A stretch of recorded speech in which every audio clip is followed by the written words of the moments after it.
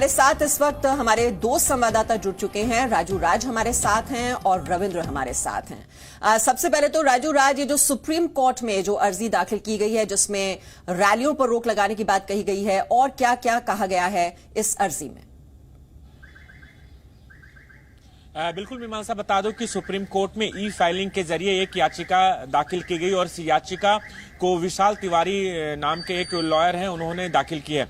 याचिका में इस बात का जिक्र किया है कि जो चुनावी रैलियां चल रही हैं इसमें काफी भीड़ इकट्ठा हो रही है और ओमिक्रॉन के मामले लगातार पूरे देश में बढ़ते जा रहे हैं, इसलिए जो रैलियां हो रही है उस पर पाबंदी लगे और जो रैली है वो डिजिटल माध्यम से हो।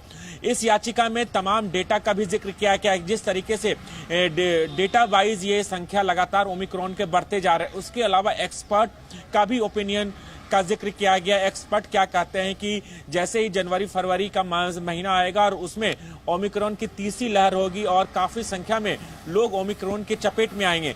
इन तमाम बातों को देखते हुए ये अपील की गई है, ये अर्जी लगाई गई है कि सुप्रीम कोर्ट रैलियों में जो रैलियां हो रही है उसे तत्काल प्रभाव से उस पर रोक लगाए और डिजिटली जो तमाम जो नेता हैं, तमाम जो पार्टियां हैं वो डिजिटली रैलियां करें ताकि भीड़ का असर लोगों के जीवन पर ना पड़े।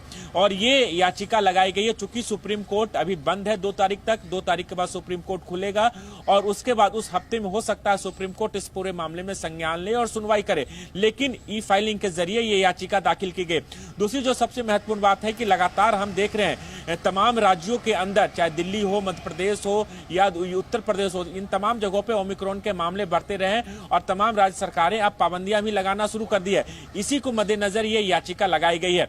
दूसरी ओर कल इलाहाबाद हाई कोर्ट ने भी जिस तरीके से प्रधानमंत्री से अपील की कि आप राजू राज, हमारे साथ विशाल पांडे हैं, टीवी और अखबार जो जिस बात का आप जिक्र कर रहे हैं, क्योंकि इलाहाबाद हाई कोर्ट ने भी अनुरोध किया है प्रधानमंत्री से, चुनाव आयोग से कि चुनाव जो हैं वो टाल दिए जाएं और जो जनसभाएं होंगी, रैलियां होंगी, ऐसे में न हो, क्योंकि ओमिक्रॉन का जो खतरा है वो बढ़ जाएगा। जान है तो जहान है। तो ये बताइए विशाल कि किस संदर्भ में इलाहाबाद हाई कोर्ट ने यह अनुरोध किया प्रधानमंत्री से और चुनाव आयोग से, और ये दिखाई दे रहा है कि बहुत ही सख्ती और सतर्कता इलाहाबाद हाई कोर्ट की ओर से भी। देखिए मीमांसा, यहाँ पर जो जस्टिस शेखर यादव है वो एक बेल एप्लीकेशन की सुनवाई कर रहे थे। उस सुनवाई के दौरान ही उन्होंने ये एक अपना कंसर्न शो किया है इस पूरे मामले को लेकर और प्रधानमंत्री नरेंद्र मोदी, चुनाव आयोग से अनुरोध किया है कि फरवरी में होने वाले चुनाव को 1 या 2 महीने के लिए टाल दिया जाए, रैलियों पर रोक लगे। तो एक सुझाव दिया गया है जस्टिस शेखर यादव की तरफ से।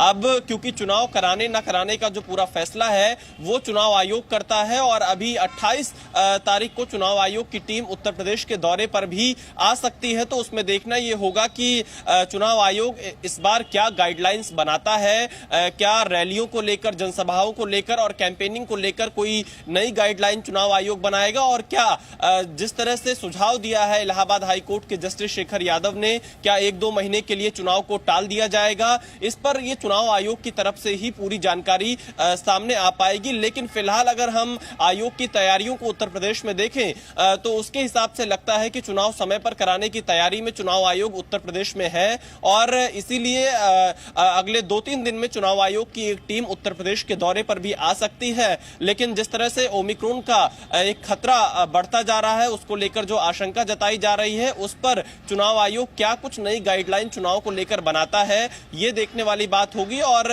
किस तरह से कैंपेनिंग को लेकर कोई नई गाइडलाइंस आएगी, जनसभाओं पर क्या रोक लगेगी, रैलियों पर क्या रोक लगेगी, क्योंकि हजारों की संख्या में चाहे बीजेपी हो, समाजवादी पार्टी हो, दोनों की ही रैलियों में, जनसभाओं में भीड़ आ रही है। तो कहीं ना कहीं चुनाव से पहले इस पर कोई गाइडलाइन चुनाव आयोग की तरफ से लाया जा सकता है और राजनीतिक दलों को एक निर्देश दिया जा सकता है कि वो कोविड के नियमों का पालन करें। लेकिन क्या चीजें होंगी इसके लिए थोड़ा इंतजार करना होगा मीमांसा। जी, फैसला तो चुनाव आयोग को ही लेना है।